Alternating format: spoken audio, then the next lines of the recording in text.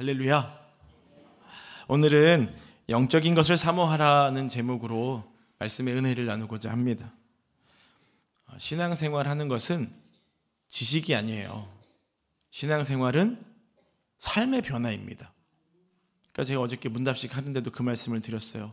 지식으로만 아는 게 아니라 삶으로 주님을 경험하고 삶으로 살아내는 거, 그게 신앙이에요.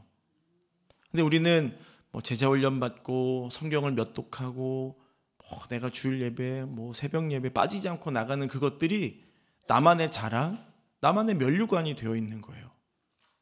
그런데 정말 내 삶이 예수를 나타내는 삶인가? 우리를 좀 돌아볼 필요가 있어요. 사두개인과 바리새인들이 세례 요한한테 나갔어요. 세례 받으려고. 근데 그때 세례 요한이 뭐라고 했는지 아세요? 독사의 자식들아, 누가 너희를 가르쳐 임박한 진노를 피하라 하더냐? 그러므로 회개에 합당한 열매를 맺어라. 그냥 그 상황만 피하려고, 그저 뭔가를 좀 얻어보려고만 그 자리에 나오니까 세례 요한이 단칼에 알고 한 소리 한 거예요. 이유가 뭐예요? 내면이 변하지도 않고 삶이 변하지도 않은 모습을 가지고 있는 것이죠. 사랑하는 여러분, 저와 여러분들은 삶의 변화, 열매가 나타나야 돼요. 어떤 부분에서 나타나야 되는가? 특히 제가 오늘 나눌 부분은 물질에 대한 부분이에요. 그러니까 우리가 삶을 살아가는 데 있어서 정말 중요한 많은 것들이 있는데 그 중에서 이 물질에 대한 것을 어떻게 바라보고 어떻게 우리가 신앙인이 그것을 살아낼 수 있는가를 좀 잘 알아야 됩니다. 오늘 저와 여러분들이 믿음으로 더 성장하게 되고 성숙하게 되는 은혜의 시간이 되시기를 축복합니다.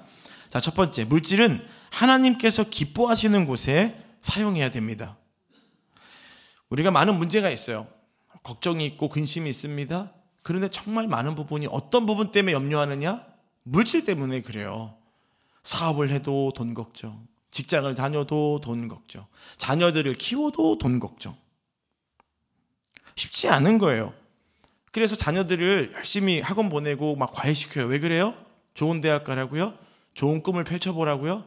아니에요. 대부분의 분들이 좋은 직장 들어가서 돈 벌고 걱정하지 않고 살아가게 하려고. 결국 뭐가 문제예요? 돈이 문제인 거예요. 그러니까 내가 지금 힘들고 어려워도 투자하는 거예요. 왜요? 자녀들이 잘 살기 위해서. 근데 신앙 있는 분들도 그래요. 믿음 있는 분들도 애들한테 그런 걸 가르치는 거예요. 그러니까 늘 걱정이죠. 돈은 없는데 학원 보내야 되고, 돈은 없는데 이건 해야 되고. 그러니까 우리 삶의 모든 염려의 대부분의 모든 것이 돈이라는 거예요. 그 돈이 뭐냐는 거죠. 성경적으로 볼 필요가 있는데 성경에서는 돈이 나쁘다 하지 않아요. 또 어떤 분들은 예수 잘 믿으면 아유 돈 필요 없지. 아니에요. 어떤 분들은 또 그래요. 가난한 게 덕이야. 예수 믿으면 좀 가난하게 살아야 돼. 여러분 성경을 보십시오. 예수 잘 믿은 사람들이 가난했습니까? 많은 복을 받았어요. 아브라함과 야곱과 이삭을 보세요. 얼마나 많은 복을 받았습니까? 물질이 필요한 거죠. 물질이 없으면 삶을 사는데 어려워요. 우리 교회가 사명을 감당하는 것도 어려워요. 선교하고 선교사님들한테 물질을 흘려보내고 해야 되는데 돈이 없으면 안 된다는 거죠. 그래서 우리는 돈을 바르게 벌고 바르게 사용해야 된다는 거예요. 자, 또 있어요. 성경은 물질을 우상화하지 말아라 라고 이야기를 합니다. 돈은 너무나 많은 일들을 할 수 있어요. 그런데 중요한 게 뭐냐면 어떻게 벌 것인가, 어떻게 관리할 것인가, 어떻게 쓸 것인가, 이게 너무 중요해요. 물질이라고 하는 것은 돈 귀신, 이 만몬이라는 데서 나왔거든요. 나름대로 돈에도 인격이 있는 거예요. 여러분 돈을 벌 때 기분 좋잖아요. 월급날 기다리면 그 어떤 고난과 아픔도 이길 수 있잖아요. 조금만 버텨보면 나에게는 월급이 들어오리라. 별로 안 기쁘신가 봐요. 돈을 관리할 때도 기뻐요. 저축도 하고 그러다 보면 얼마 모였나 통장 보면 막 기분이 좋아요. 돈을 쓸 때도 좋아요. 누구 밥 사주고 막 이러면 너무 좋은 거예요. 우리에게도 그런 게 필요한 거죠. 막 돈을 벌 때의 기쁨, 돈을 관리할 때의 기쁨, 돈을 쓸 때의 기쁨, 이게 필요한 거예요. 근데 거기에 무엇이 필요한가? 따라해 봅니다. 신앙이 필요하다. 자, 또 있어요. 인격이 필요하다. 돈을 벌고 관리하고 쓰는데 신앙과 인격이 필요하다는 거예요. 근데 우리는 자꾸 돈이 목적이 돼요. 돈이 우상이 돼요. 여러분, 돈은 편리의 문제예요. 돈은 그냥 이용 가치의 문제예요. 우리 인생의 목적이 아닙니다. 우리 인생에 돈 벌기 위해 태어났다면 얼마나 비참해요. 돈이 여러분 인생의 목적이 아니게 되기를 축복합니다. 그래서 우리는 돈에 대해서 염려할 필요가 없는 거예요. 염려하면 안 되는 거예요. 어떻게 해야 되는가? 자, 따라해봅니다. 하늘에 쌓아두어야 된다. 하늘에 쌓아두셔야 돼요. 이게 무슨 의미일까? 자, 예수님께서 돈에 대한 교훈을 하시면서 너희를 위하여 하늘에 쌓아두라라고 말씀하십니다. 다른 사람을 위해서 돈을 써라라고 말씀하지 않고 너희를 위하여 하늘에 쌓아두라고 말씀하시는 거예요. 이게 무슨 의미일까? 어떻게 해야 될까? 그 당시에 보물은 곡식하고 옷이었어요. 너무 귀한 보물이었거든요. 여러분들에게도 보물이 있으시죠? 어떤 게 보물이세요? 여러분 닮은 예쁜 자녀들? 아니면 내가 열심히 성공해서 얻은 사회적 지위? 아니면 주님이 내게 주신 달란트? 아니면 내가 열심히 전도해서 교회 데리고 나온 사람? 아니면 사회적으로 내가 관계를 맺은 사람? 아마 다 여러분들에게 보물이라고 생각하는 것들이 있을 거예요. 자, 그럼 그런 보물들을 어떻게 관리해야 될까요? 따라해봅니다. 하늘에 쌓아둬야 된다. 하늘에 쌓아두셔야 돼요. 내게 아니에요. 주님께 쌓아둬야 돼요. 근데 그게 어떤 의미일까요? 어떻게 쌓아둘까요? 주님이 기뻐하시는 곳에 사용하라는 거예요. 주님이 기뻐하시는 곳에 써야 되는 것이죠. 그게 바로 주님이 우리에게 그러한 것들을 주신 이유라는 거예요. 아멘이십니까? 그래서 우리는 물질에 대해서 두 번째, 염려하면 안 돼요. 자, 따라해봅니다. 물질에 대해서 염려하지 말자. 여러분, 염려하지 마세요. 옆에 분들 한번 얘기해 주세요. 염려하지 마세요. 사는 인생은 괴로움이에요. 인생이 괴로워요. 어제도 괴로웠고 오늘도 힘들고 뭔가 내일도 또 문제가 생길 것 같아요. 사는 게 지옥 같아요. 너무 힘든 거예요. 자, 그런데 세상 사람들은 그렇게 말을 하거든요. 근데 그리스도인은 어떤 사람이냐? 그리스도인은 괴로움과 염려를 기쁨과 평강으로 바꾸어서 살아가는 사람들이에요. 여러분이 그런 존재라는 것입니다. 아멘이세요? 우리 삶에 염려한다고 문제가 해결되는 게 아니에요. 그럼 염려는 어떻게 해결되는가? 따라해봅니다. 믿음으로 해결된다. 믿음을 가지시기 바랍니다. 염려한다고 문제가 해결됐다면 지금 여러분들 표정이 이러시겠어요? 벌써 다 해결됐죠. 염려 있고 근심 있는데 다 해결됐죠. 근데 염려한다고 해결되는 게 아닌 거예요. 오직 믿음으로 해결이 되는 것입니다. 사업도, 직장도, 자녀도 염려한다고 되는 게 아니에요.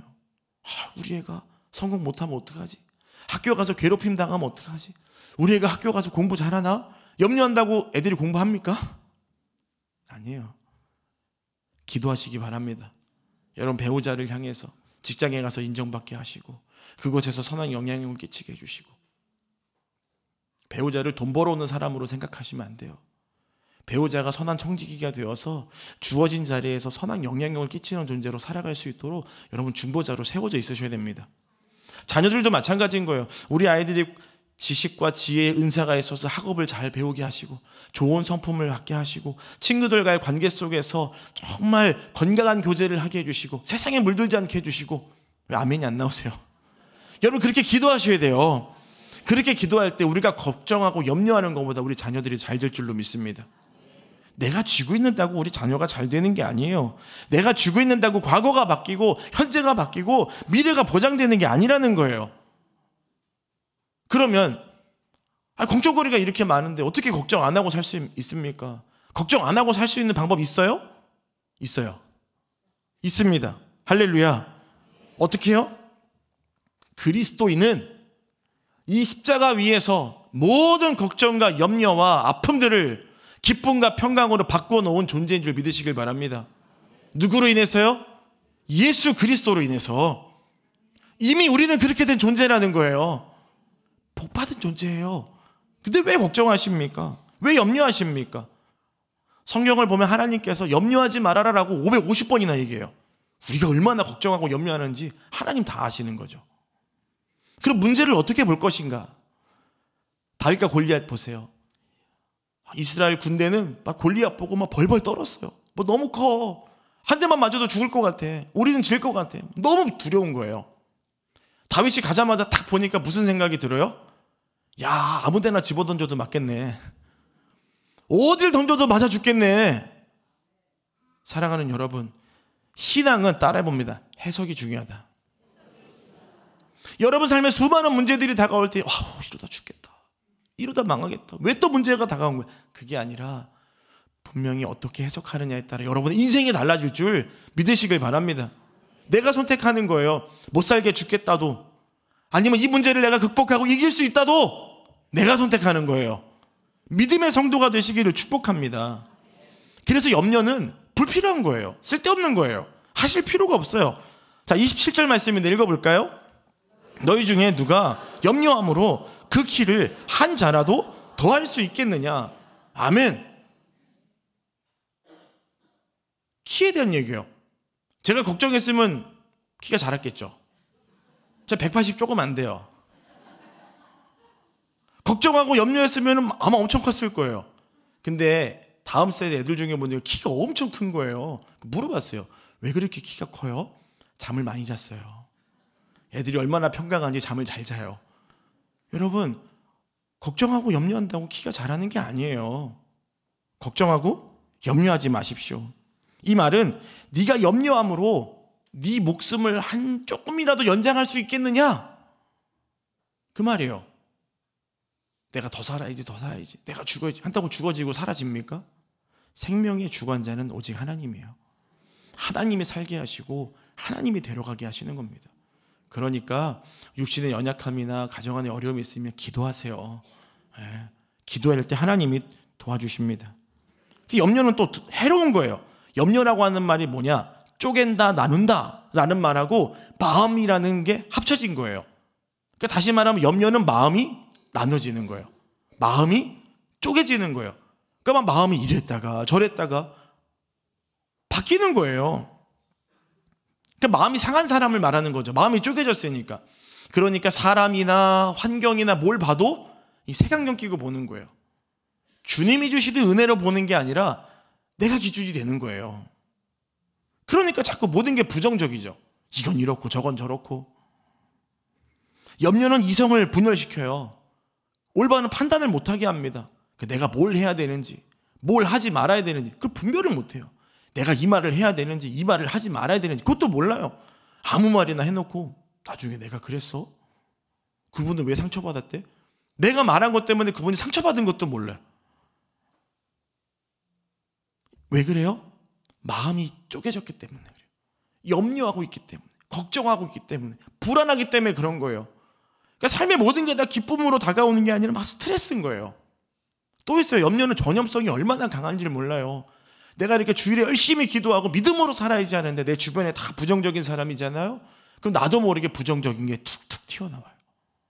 아이 그래 안 돼. 아이 못할 거야. 안 될 거야. 주변에서 말하니까 그렇게 되는 거예요. 얼음이 있는데 제가 여기다 올려놓으면 이 얼음이 녹을까요? 안 녹을까요? 녹아요. 왜요? 열의 영향을 받아서 녹잖아요. 근데 이것이 내가 어떤 내 힘을 가지고 녹지 않으려고 노력하면 안 녹는 거죠. 뭐 그러진 않지만 우리를 말하는 거예요. 내가 영향을 받지 않으려고 노력하고 분리돼야 돼요. 분리돼서 얼음이 냉동고실에 들어가야 녹지 않는 거예요. 우리가 있어야 할 곳이 어딘가, 우리가 해야 될 일이 뭔가, 이거를 구분하지 못하면 나도 모르게 영향을 받고 부정적으로 살아가게 된다는 거예요. 그래서 염려라고 하는 건 굉장히 무서운 겁니다, 여러분. 웬만한 질병보다 더 무서운 거예요. 자, 그럼 어떻게 해야 될까요? 어떻게 해야 될까요? 마지막이에요. 하나님의 말씀을 듣고 하나님 말씀을 붙들어야 돼요. 아멘이십니까? 그래서 오늘 제목을 뭐라고 했죠? 영적인 걸 사모해라. 그러니까 결국 우리가 염려하고 걱정하고 불안해하지 않을 이유, 할 수 있는 방법은 영적인 걸 바라보면 되는 거예요. 염려하지 말라라는 단어 그 앞에 이런 말이 있어요. 그러므로, 그럼 무슨 말일까요? 그러므로 염려하지 말아라. 이 말은 이미 결론이 있다는 거예요. 자, 24절 말씀 읽어보겠습니다. 한 사람이 두 주인을 섬기지 못할 것이니 혹 이를 미워하고 저를 사랑하거나 혹 이를 중히 여기고 저를 경히 여김이라. 너희가 하나님과 재물을 겸하여 섬기지 못하느니라. 아멘. 이미 저와 여러분들은 예수님 믿기로 결단한 사람들이에요. 아멘이십니까? 하나님과 세상을 겸하여 섬길 수가 없다는 것입니다. 여러분 누구 믿는 분이에요? 하나님 믿는 분 아닙니까? 그러니 우리는 하나님 편이고 하나님이 우리 편이라는 거예요. 하나님이 우리 편인데 왜 걱정하십니까? 왜 염려하세요? 왜 불안해하세요? 하나님 자녀가 된 우리 이미 복받은 사람들이에요. 이미 그런 존재로 하나님이 세워주신 존재라는 거예요. 염려라고 하는 거, 걱정이라고 하는 건 우리한테 안 어울리는 거예요. 그거 안 어울리는 거 왜 들고 다니세요? 왜 붙잡고 계세요? 하나님 자녀들은 아버지 품에 들어오기만 하면 돼요. 여러분도 하나님 자녀잖아요. 하나님 앞에 고한은 없어요. 미아만 있죠. 주님이 찾고 있어요. 어디 갔냐? 우리가 걱정하고 염려하니까 자꾸 밖으로 나가는 거예요. 그러니까 주님이 찾는 거 어디 갔냐고. 주님께 돌아오십시오. 걱정과 염려를 다 내려놓으시고 주님만 바라보시기 바랍니다. 주님이 우리와 항상 함께하고 계세요. 마태복음 강의 처음 시작할 때 제가 그랬잖아요. 임마누엘 하나님. 무슨 뜻이에요? 하나님이 우리와 함께하고 계신다. 마태복음 28장 끝에 예수님이 제자들을 다 보내시면서 뭐라고 말해요?